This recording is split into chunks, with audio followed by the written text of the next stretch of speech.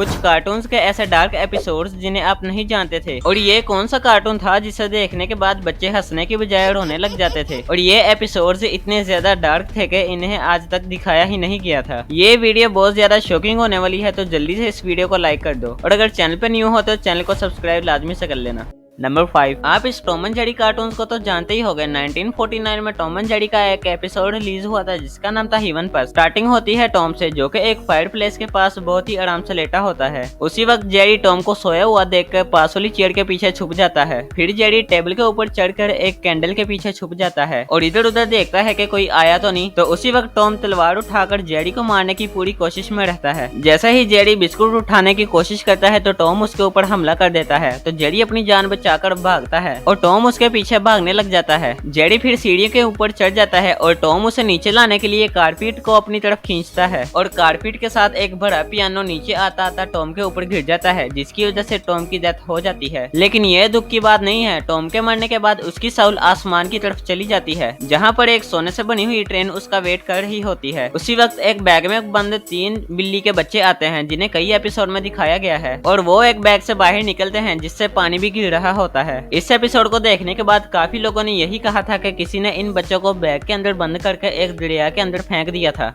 Number 4, Shinchan को तो आप जानते ही होंगे। शिनचैन के इस एपिसोड में ये एक जैक नाम की डॉल होती है जो कि दिखने में काफी ज्यादा क्रीपी लगती है। इस डॉल के अंदर बुरी आत्माएं होती हैं जो कि अपने आसपास रहने वाले हर किसी को मार देती हैं, और इस डॉल ने पास में एक राजा की पूरी फैमिली को आग में जलाकर मार दिया था। एक दिन हैरी अपनी मौज मस्ती में घर की तरफ जा रहे थे, तभी रास्ते में इस डॉल ने हैरी को इशारा कर अपनी तरफ बुला लिया, और हैरी को यह डॉल दिखने में काफी ज्यादा क्यूट लगती है, इसलिए वो इस डॉल को अपने साथ घर ले जाते हैं। जब आधी रात को शिनचैन की फैमिली सो रही होती है तो इस डॉल की आत्मा जाग जाती है और शिनचैन की फैमिली को मारने की कोशिश करने लगती है। लेकिन तभी शिनचैन टॉयलेट जाने के लिए उठता है और इस डॉल को नीचे पड़ा हुआ देखता है। ये डॉल अपनी लाखों कोशिशों के बाद भी शिनचैन और उसकी फैमिली का कुछ भी नहीं कर पाती, और एपिसोड के लास्ट में शिनचैन इस डॉल की बैंड बजा देता है और उसके सिर के सारे बाल काट देता है। Number 3, Oggy and the cockroaches. बहुत ज्यादा फनी कार्टून्स हैं, लेकिन इन कार्टून्स का भी एक क्रीपीएस्ट एपिसोड बनाया गया था। वो एपिसोड आप में से कई लोगों ने जरूर देखा होगा। इस एपिसोड का नाम गोस्ट हंटिंग था, और इस एपिसोड के स्टार्टिंग में ही कॉकरोचेस ओगी को डराना शुरू कर देते थे, और ओगी परेशान होकर उनके पीछे भागने लग जाता है और ताकि उन्हें मार दे, और कॉकरोचेस एक चिकन के अंदर छुपकर उसे परेशान करते हैं। ओगी मौके का फायदा उठाते हुए उन्हें मारने लग जाता है, लेकिन इसी वक्त उनकी डेथ हो जाती है। फिर ओगी उन तीनों को दफनाने के लिए अपने घर के पीछे एक गड्ढा खोदता है और फिर उन्हें बारिश में ही दफना देता है। लेकिन फिर आधी रात में उस गड्ढे से उन तीनों की आत्मा बाहर आ जाती है और अलग अलग तरीके से ओगी को परेशान करती हैं। फिर ओगी उन कॉकरोचेस को जिंदा करने के लिए काला जादू करना शुरू कर देता है, और इसमें ओगी कामयाबी हो जाता है। और ये एपिसोड ओगी का सबसे क्रीपीएस्ट एपिसोड रहा था, और ये बच्चों के लिए बिल्कुल भी सुइटेबल नहीं था क्योंकि इसमें काला जादू जैसी गंदी चीजें दिखाई गई हैं।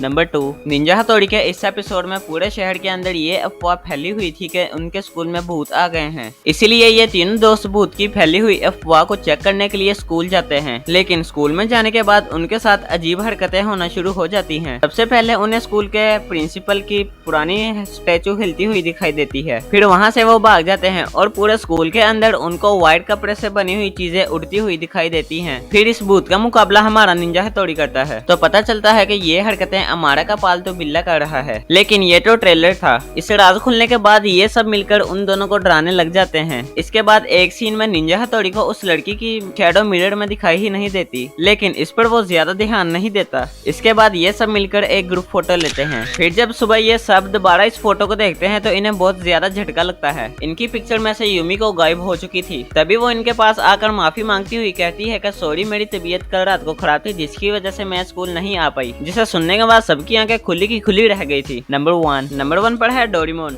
डोरेमोन की सीरीज में ये एपिसोड अब तक का सबसे ज्यादा क्रीपीएस्ट एपिसोड रहा था। इस एपिसोड में नोबिता और उसके दोस्त बलून के साथ लेटर बांधकर हवा में छोड़ देते हैं ताकि उनका लेटर किसी अच्छे इंसान को मिले और वो इसका रिप्लाई करे। लेटर को हवा में छोड़ने के एक दिन बाद ही सुनियो को उसके लेटर का रिप्लाई मिलता है, और उसके बाद जियान और शिजुका के लेटर का भी रिप्लाई आ ही जाता है। लेकिन काफी ज्यादा दिन गुजरने के बाद भी नोबिता के लेटर का कोई रिप्लाई नहीं आता, और इसी चीज से दुखी होकर होकर नोबिता डोरेमोन से मदद मांगता है। तब डोरेमोन नोबिता को एक ऐसा बलून देता है जिसे रिमोट से कंट्रोल किया जा सके। नोबिता दोबारा अपना लेटर इस बलून के साथ बांधकर इसे आसमान की तरफ छोड़ देता है। लेकिन हैरान करने वाली बात तो यह है कि इस लेटर को बहुत ही ज्यादा अजीब चीज पकड़ लेती है और थोड़ी देर बाद नोबिता को उसके लेटर का रिप्लाई मिल जाता है और उस लेटर में यह लिखा था कि आज रात को हमारी मुलाकात होगी। जब आधी रात होती है तो नोबिता और डोरेमोन अपने दरवाजे पर उसका इंतजार करने लग जाते हैं। तो तभी उनके घर की डोरबेल बजती है और जैसे ही दरवाजा खुलता है तो उसमें से रेड लाइट अंदर आती है और ये एपिसोड वहीं खत्म हो जाता है। और ये क्या चीज थी आज तक किसी को भी नहीं पता चल सका। ये तो हमने जान लिया, लेकिन क्या आपको पता है कि कुछ ऐसी चीजें जो कि सिर्फ जापान में ही की जाती हैं और कुछ फेमस कंपनीज के ऐसे प्रोडक्ट्स जो कि बहुत ही बुरी तरह फ्लॉप हो गए। तो जल्दी से इन वीडियो पर क्लिक करके इन्हें देख लें। तो मिलते हैं नेक्स्ट वीडियो में, तब तक के लिए गुड बाय।